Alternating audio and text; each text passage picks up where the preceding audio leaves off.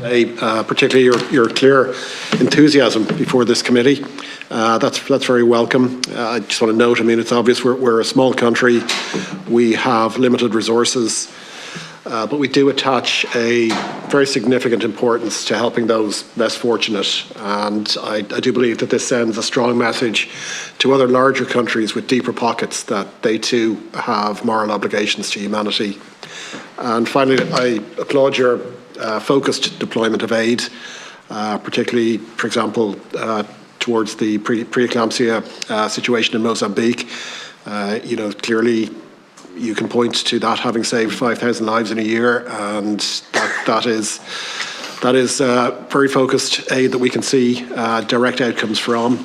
And finally, I understand your hectic schedule, and I do applaud your willingness to travel and see and understand firsthand how Irish aid is being applied. Thank you. No, thank you very much, Chair, for the opportunity and the level of engagement. And as I said from the outset, this should be a committee where there's great space for cross-party agreement, and we can really embrace a collective drive. And I certainly sense that this afternoon. And I'd like to just address a couple of the points that were raised in the second round, and some of them are a bit more general, but I think, Deputy Brennan, you raised one very clear issue, and it's related to Senator Higgins's point in relation to negative propaganda. The issues that the vast majority of us have been facing in our constituency over the last year or two that have caused real concern for our constituents in terms of rising food prices, rising energy prices, and the changing patterns in migration, they all stem from global insecurity. And how do you address global insecurity in the most efficient way? It is at source.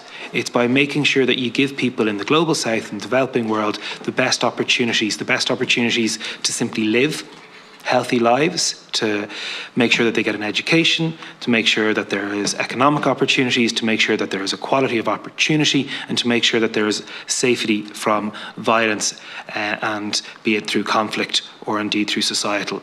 So that is why international development, to your point, Senator Higgins, is so important, and why we all have to be prepared as right-thinking people to take on very lazy narratives that I thought I only heard on social media and on the internet, but very sadly I have heard twice now at EU Foreign Affairs Councils delivered by ministers from other member state government, which is extremely worrying. And it gets to the point, Senator Stevenson, in relation to EU trade agreements and the very differing interests of member states.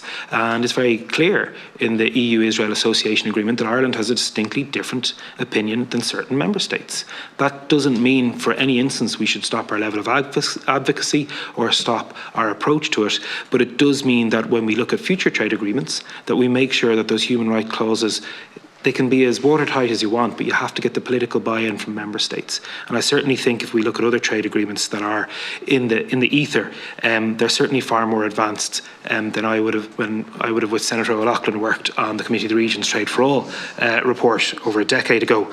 To your point, Senator Higgins, in relation to financing for development, and this kind of goes to all the points raised. So those meetings in Seville will take place in late June, early July. They're not in isolation. We obviously have the ongoing EU development ministers meetings, both formal and informal. That will lead to the meeting of development ministers at the G20 in South Africa in late July, where Ireland is an invited guest thanks to our South African friends.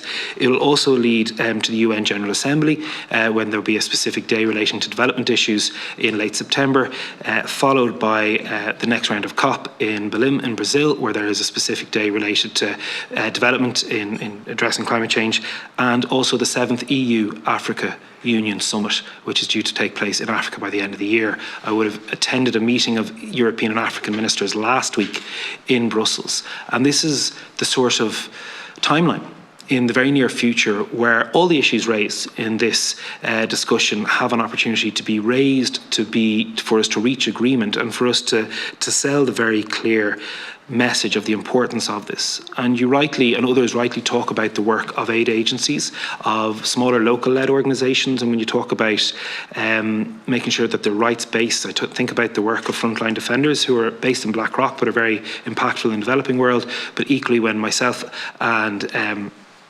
Director General Gaffey would have met with human rights defenders in Liberia in relation to potential draft anti-LGBTI legislation coming into the Liberian Parliament. That is the real substantial work that is going and is right to do. You mentioned IDEA, Senator Higgins. I look forward to addressing their meeting tomorrow in Malahide, which I think you knew about, as well as the Global Education Awards in Dublin Castle on Friday, where we'll be able to talk about the young primary school students and their teachers and principals, people like you, Deputy O'Sullivan, who have that opportunity in the classroom. Okay, people like you respectfully, you have a different role at the moment, to make sure that we impart this value system into the next generation in what is an increasingly difficult and, to be quite frank, scary global situation that we face into. But now is the time for Ireland to seize the opportunity and the challenge and to be outspoken in our value system, and more importantly, to put our money where our mouth is.